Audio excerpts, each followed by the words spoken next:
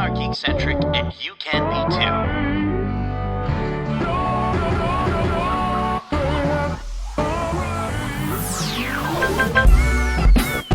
Love ya.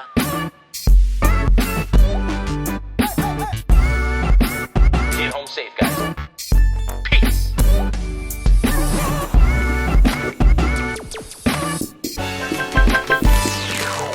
Hey there, geeks. My name is Nate, and welcome to the Geekcentric podcast, and welcome to another special Behind the Geeks episode for Netflix's Ultraman Rising. Special thanks, as always, to our friends at Netflix Canada for the opportunity to get to talk to these super talented people who make the things we love and somehow make us cry during an Ultraman movie. But I can't host this episode alone. No, I need my own Ultraman. He's taking out kaiju by day and changing diapers by night. He's Justin, the left fielder Lawrence. It's that is probably one of the single most accurate and best descripts of me. I love kicking kaiju's asses at night. I was going to say, what was the last kaiju you kicked ass of? There was that one that sort of looks like a giant leaf. Okay. He's a leaf, and I had to burn him down, bro. Yeah. Burn that guy down. You gotta burn him down. Did that. And you know what? He smelled delicious when you burned him down. Let me tell you. For all those that kind of leaf. Okay. Yeah, exactly. Oh, now I understand. Okay. He had several buds budding from him. So you took him out and his buds. Okay. Oh yeah, man. Oh yeah. Well, today we're joined by some incredible folks behind the latest Ultraman movie, Ultraman Rising. I know you kind of talk about this in the interview itself, but I wanted to kind of, just for everyone listening, what's your experience with Ultraman? Outside of knowing, again, his, or as I said in the interview, his pop culture significance, the significance that he had within Japan's pop culture, being a really popular hero, and that I haven't really dabbled in Ultraman. That's as much as I knew. I knew he was a kaiju ass kicker, who got really big, and it was sort of alien, and I always thought of it as almost like an extension of Power Rangers, because definitely this the show in the 1960s kind of came out. I think it came out before Power Rangers, or what they called Power Rangers. They called Power Rangers something different. I can't remember what it is. But again, it was part of that whole subgenre and style of TV storytelling that was really big in Japan. That's as much as I knew of Ultraman. And that's about it. I never watched the old movies or shows. I never. This was my first formal introduction to Ultraman. Yeah. Super Sentai is what Power Rangers. There Rangers. It is, Super Sentai. Yeah, that's it. Or at least where the action footage for Power Rangers came from. But no, I like yourself. I really, I haven't yet watched this movie yet. I plan to after these interviews and check it out. But no, the only experience that I've really had with Ultraman was getting to meet Ultraman at Fan Expo. I think it was the Roosevelt's booth, I think, had an Ultraman stop by. Yeah, that's right. I totally he did the forgot pose. About that. He did the thing with his arms. He did the pose with him. I have the photo, actually. Yeah. Yeah, it's totally – that's wild. I've totally forgot that we had that we met an Ultraman at Fan Expo. Yeah. That's crazy. Yeah. So, I definitely want to check out this movie. But would you mind letting our lovely listeners know who you had the chance to interview from Ultraman Rising? Yeah. So I was fortunate enough to talk to director Shannon Tindle, and also co-director John Aoshima. But that's not it. I also had the opportunity to talk to the cast, or as I like to call them, the Sato family. So I talked to Christopher Sean, Tamlyn Tomita, and Gedde Watanabe. The whole family. Yeah, it's the whole family, the main cast. And I was really fortunate enough. A huge thanks to our friends at Netflix Canada and for setting this up and allowing us to take part in this junket. It was a lot of fun, and the movie was definitely not what I was anticipating, but maybe I'll share that after. Yeah, for sure. Yeah. Well, I do want to hear your thoughts on the movie as well. So let's get right to it. Please enjoy our interviews with director and writer Shannon Tindle and co-director John Aoshima, as well as cast members Tamlyn Tomita, Gedde Watanabe, and Christopher Sean. Hey, Shannon. Hey, John. How are you both doing today? Doing good. Great. Good to meet you, man. Thanks for making Thank time you. for us. Yeah. Well, thank you for joining us on the Geekcentric podcast. I have to say, this is my first introduction to Ultraman. And, I've known who the character is, and I was definitely surprised by this movie and the very family-oriented story that this film has. So I wanted to know, maybe starting right there, what was the inspiration behind infusing such a family-centric story in this iteration of Ultraman? So family is really important to me. My mom comes from a family of 7 kids, and so I had my cousins were my best friends growing up.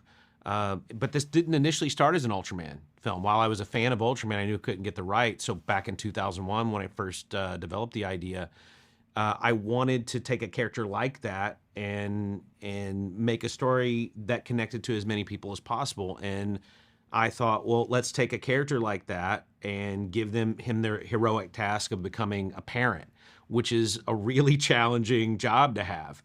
And how do you juggle those things? And how do you, like, if you don't want to be a hero and you don't want to be a parent, how do you take those things on? And that to me felt like something that would connect to a broader audience, whether they'd seen Ultraman or not. I didn't want there to be any kind of barrier or entry that you needed to have watched a bunch of episodes of Ultraman. I just wanted you to enjoy a good story.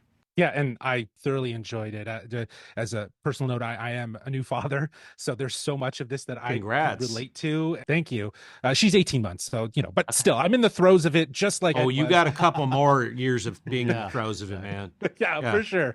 But I found myself relating to this message like wholeheartedly, and especially the idea of, as much as we think as adults that we can teach kids, the kids are teaching us Yeah. so much Yeah. about ourselves Yeah. every day. And I thought that was so great to infuse into this sort of bigger than life heroic story. It was just such a, again, as you mentioned, very relatable layer. And talking about layers and talking about this idea of telling this story through the medium of animation, which here at Geekcentric, we're massive fans of animation, and there's just so many great stories that are being told in the medium as we speak. All these different stories have such distinct styles and sort of aesthetics. What were some of the creative decisions that you both with the team made to kind of give this film its own unique style? Yeah. I'll start with just, starting with our love for the Japanese pop culture of anime and manga, and even Japanese cinema, right? And so taking all those elements and working with our production designer, Marcos Mateo, and our art director, Sun Min In, and really finding that language, this visual language, and working with the amazing team up at ILM, and really having them knock it out of the park. Yeah, and no pun intended, given the fact that baseball is very integral here. absolutely. But maybe it was intended. I'm not sure. The one thing I really love too about the visual style is just the eyes.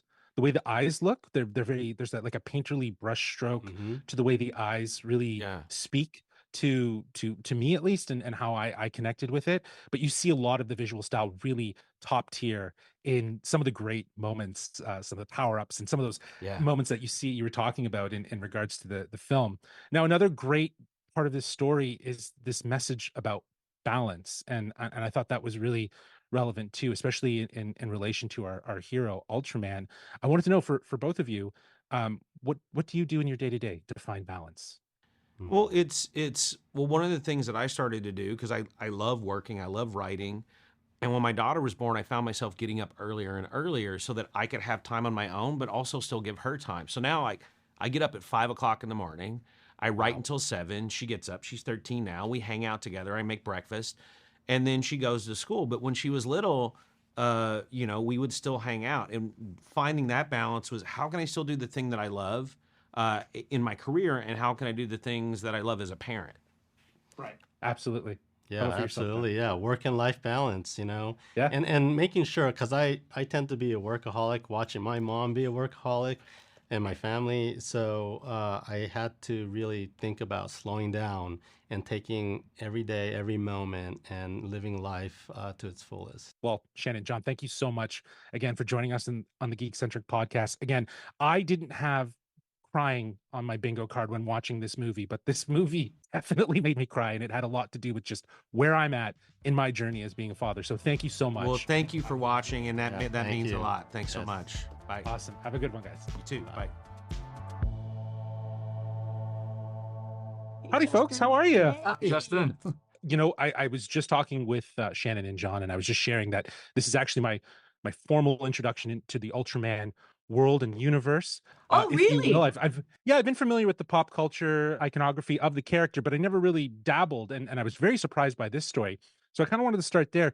You know, for each of you, how were you introduced to Ultraman? I'll take it this time, Gedde. Yes, you Because Gedde and I are OGs, and so we grew up with Ultraman very, very sporadically because it wasn't broadcast on American television often, and Gedde being in Utah, and I was raised here in the Valley, in San Fernando Valley. It's like it wasn't broadcasted in American TV channels, maybe sometimes on Japanese channels, which we had to subscribe to, or in Japanese, movie houses where it would be subtitled. So, or PBS.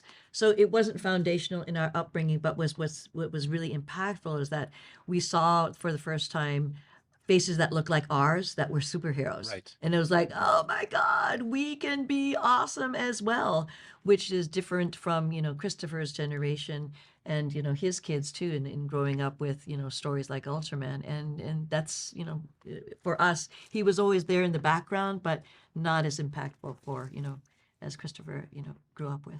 I was a kid in Japan, and I saw him on TV, and we would buy toys and masks at the festivals, Matsuri. And that was it. And then came to America, and it was kind of gone. And then here we are now, and I was like, yo, I know this franchise. This is amazing. Did the research and realized just how iconic the entire Subaru franchise has made with Ultraman. It's incredible. It's really, really an honor. Yeah, and to your point, like the franchise is so huge, and this iteration, I was surprised by it, like just how much of the family-centric story was really driving it, and the journey for Ken. But for all of you, I really want to know, like, you guys are actors bringing your voices to these characters, bringing them to life in a lot of ways. How do you relate to your characters? Is there anything specific that you connect with? Gedde, why don't we start with you? Do I connect with? They're laughing. They're thinking that they're going to hear something different from me, but no, I just feel that he kind of blended just directly into me because I'm older now, so it was not a far reach for me in some ways. I always think that you're always trying to fix your past a little bit, here and there as you get older. So I think it just leaded into the place where I needed to be and where I ended up. And I think Shannon and John, they saw that immediately when I walked in the door. Oh, this guy needs some work. Oh, no. You know what? I just thought of a new thing because, we're talking about, and thank you very much, Justin, for recognizing the family aspect, because Gedde's been saying, all day long about being the father, about being professor, being the sage, wise man with regrets or, shame, you've said, because you feel like you had some kind of need for redemption for your character. But I think what you really imbued, and I think that's what's really connecting with a lot of people, is that you see yourself as the son of somebody that the audience doesn't know yet, and you're seeing the same reaction in your own son, and that how you're going to be able to see him grow into the father of baby Emmy that you hope to be. So it's, again, that that triangulation that you're seeing and recognizing in your own son, feelings that you might have grown up with. So Ultraman 2, hopefully, right? Yeah, so we get to absolutely. have that background, that prequel, because, there is a reason why he took that route to sacrifice, and how we're seeing the evolution of Kenji Sato, and how he recognizes how he can be a better father for this little being called baby Emmy. Yes, I think she's he adorable. also knows the greater good. Yeah. I think eventually Professor Sato actually really does know that. What is Yes. the greater good? So thank you, Dad. Yes. You're welcome. Yeah. How about for yourself, Chris? Sorry, that's all the time we're gonna have. Okay. sorry. Well, then I'll just say thank you so much for taking the time to join us on the Geekcentric podcast. And I greatly appreciate, this film. It definitely has the family vibes that hit me on my heart. I definitely didn't anticipate crying during this movie, but yeah, I got there. So I appreciate Well, it. thank you for Thank you, crying dude. 5 times Thank watching you. it. I appreciate it. Awesome. Have a good one. Thank you. Take care.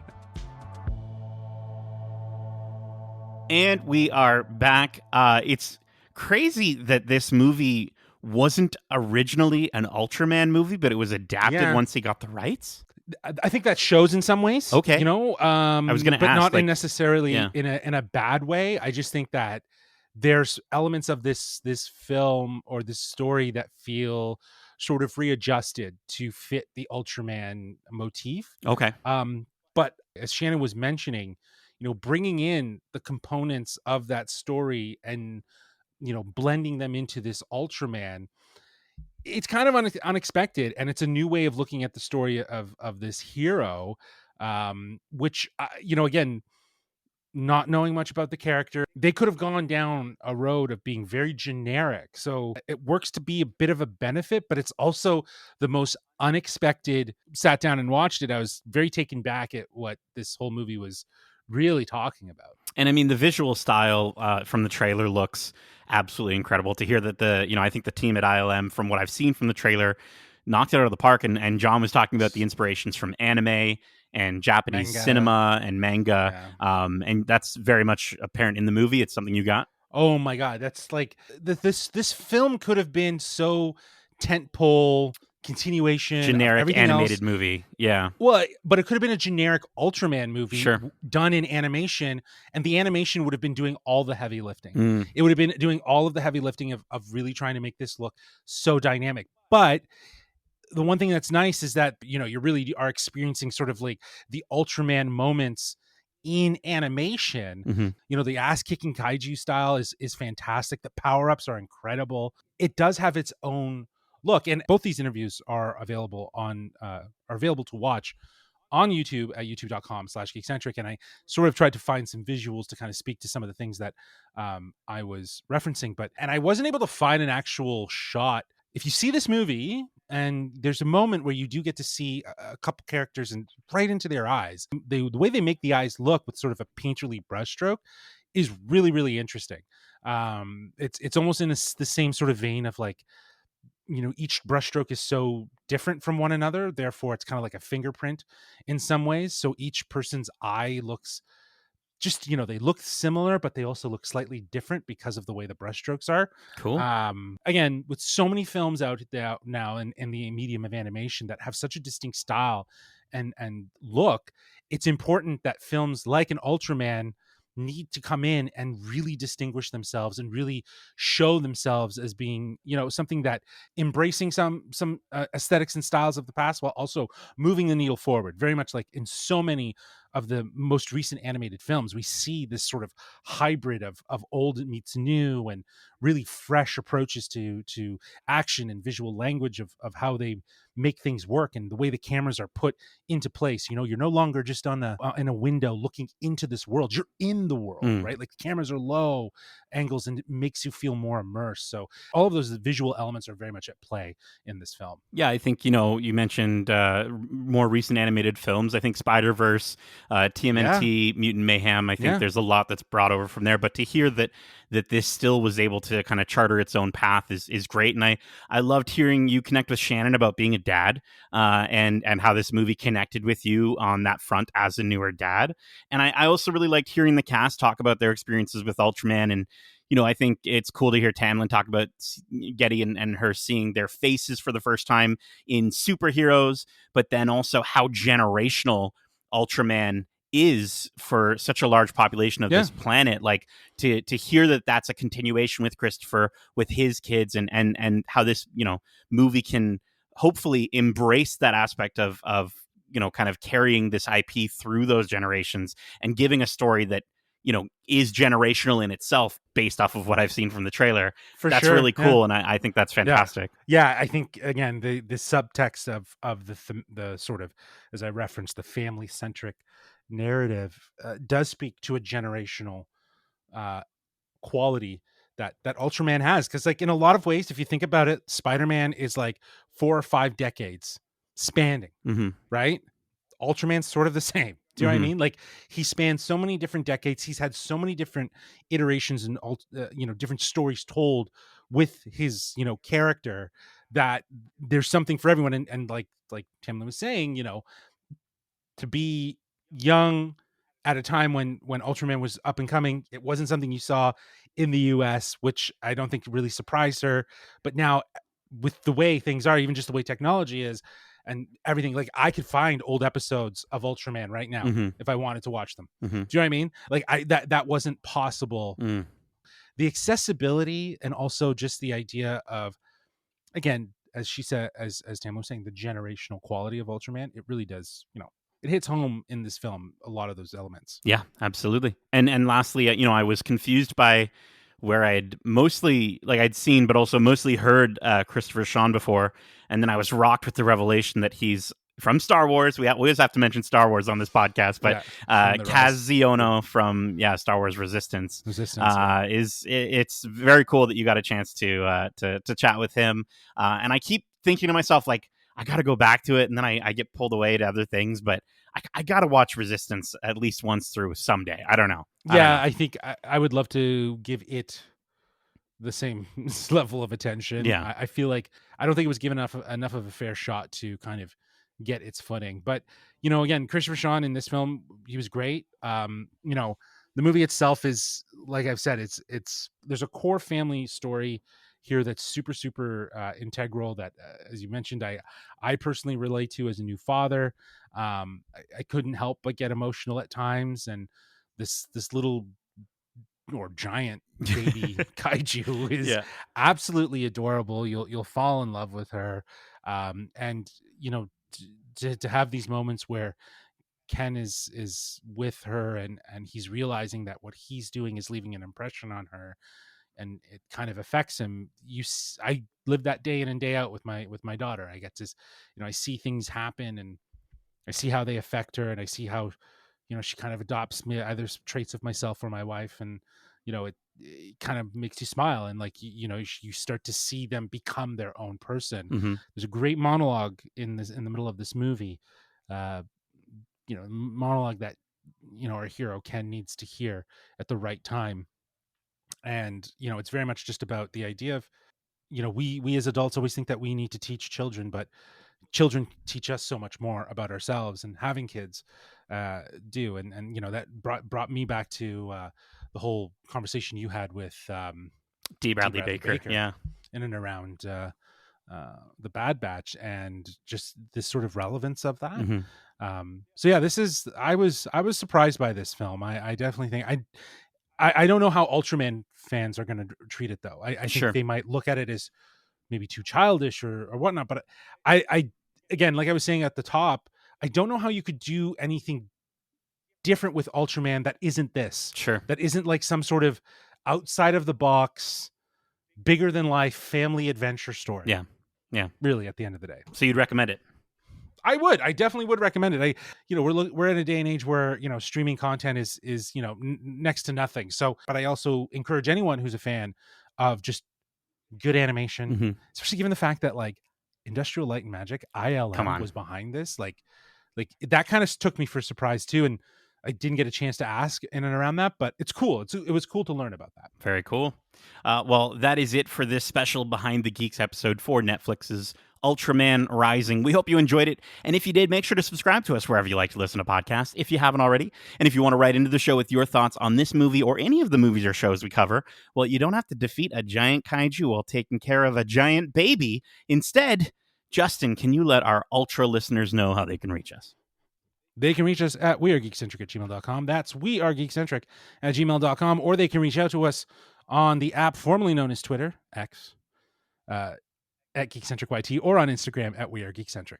Very cool. You can also join us on our Discord using the link in our description. Let's keep the conversation going. We can talk about this movie or any of your favorite kaiju movies. We can talk about Godzilla -1, which I've been wanting to talk to somebody about. Have you seen it yet, Justin?